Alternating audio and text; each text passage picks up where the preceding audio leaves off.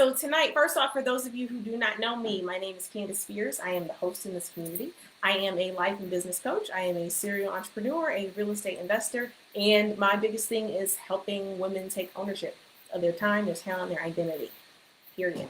So what I like to do for those of you that are new to the lives is every month I create a series of lives. And what I will typically do is I'll put a post inside of the group asking, what do you want to learn? What's going to help you on your journey? And so sometimes I'll develop a theme for the month, sometimes I won't. We do have a theme for this month. It's all about leveraging a service-based business. So we're going to talk about that. And tonight's topic is all about how to start a business in 24 hours. And I absolutely love this topic because I love speed. I love speed. Those of you that have been on a conversation with me, maybe in a strategy session, you will always hear me talking about how speed will help keep you out of procrastination, overthinking, and everything else. So let's talk about how to start a business. I've broken this out into 3 to 4 steps, right? So this first step, very first thing, if you've been around long enough, either around in this community or things that you may have heard me talk about on another podcast, on an ad you saw or whatever, I'm super big on impact.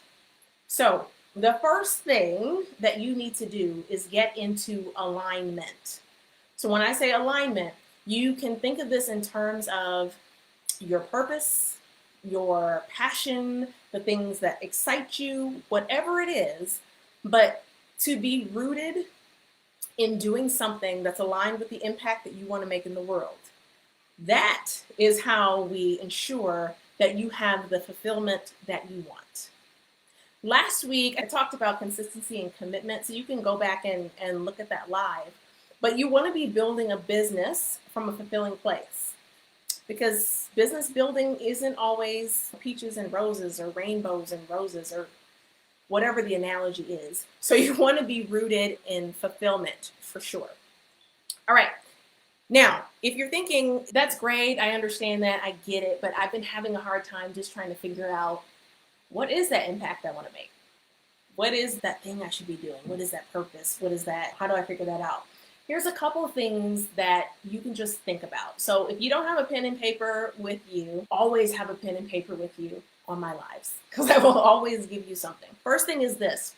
When it comes to trying to figure out, well, what's that impact I want to make, ask yourself, what really gets me excited? And ask yourself that without judgment. I'm going to say that again. Without judgment. If it gets you excited, it gets you excited. So what's the thing that gets you excited?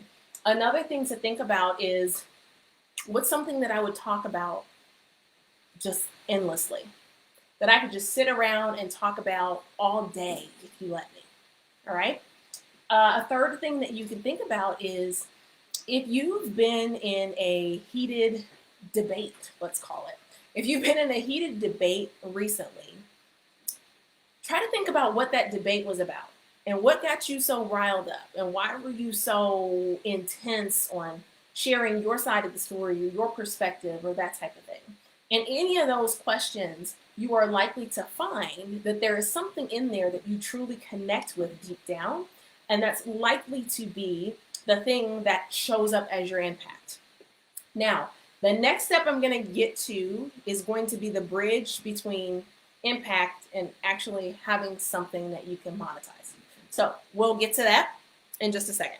But first thing, I want to see how many of you are in the position of really recognizing, okay, I know the impact I want to make, and how many of you are still lingering in that land. You be sure, take that as your homework tonight or the next live you come to, whatever you'd like to do. Take it as your homework to really ask yourself those questions. And remember, those questions are, what is it that excites you without judgment? What was the second thing I told you? What is something that you would talk about just all day on end? And the third thing, thinking about the last time you were in a debate or a heated argument and you were arguing a side or a position. Is there maybe something in there? Okay, so take that as an assignment. Okay, so let's go into that next step. So once you have your excitement or your impact, your next step is saying, all right, so if I look at this impact, do I discover within this impact that there is a problem that I can help somebody solve? Because it's not enough to just have, oh, I want to help so and so, I want to help the world. It's not enough to say that and then make it a business. That's the reality. You have to be able to connect your impact to a problem that needs to be solved in the world. And for some cases, people either run away from pain or they run towards desire. I tend to stick on the problem side and helping people solve problems. I just think that's easier. So you need to uncover, if this is the impact that I want to make, if this is the thing that excites me, where in here is there a problem along this continuum of excitement that I can help somebody solve? So where's the problem? Who has the problem? So when you can figure those two things out, you now start to see that, okay, all right, I can build a business. I can build a business that's aligned with me at my core and the impact I want to make. And I see that along this continuum of this impact, there are people in here that need my help.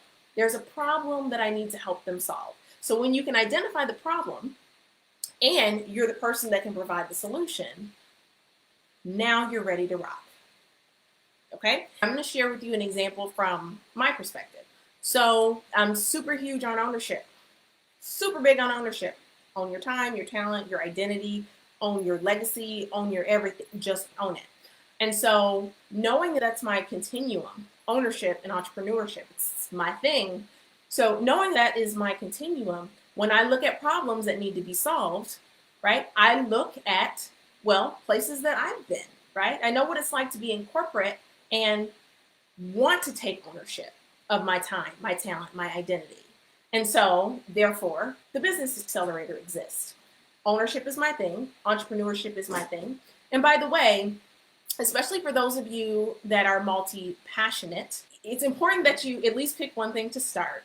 But you likely will see your impact show up in many different places. Because ownership and entrepreneurship is so important to me, even right now, I'm working on a scholarship committee thing with a nonprofit thing and getting entrepreneurship on there. It's at the core.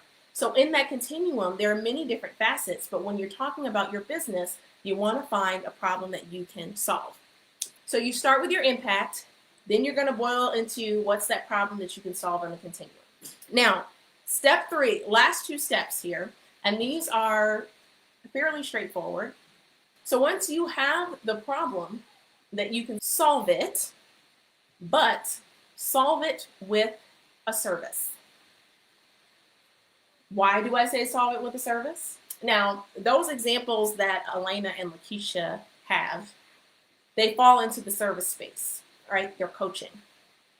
The reason I say solve it with a service is because if you want to start a business in 24 hours,